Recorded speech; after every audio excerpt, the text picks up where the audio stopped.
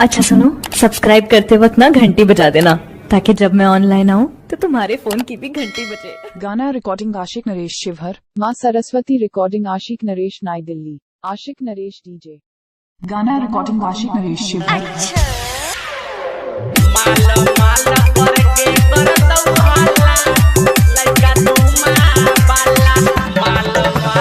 Music director DJ Nitish Mangra Nawada.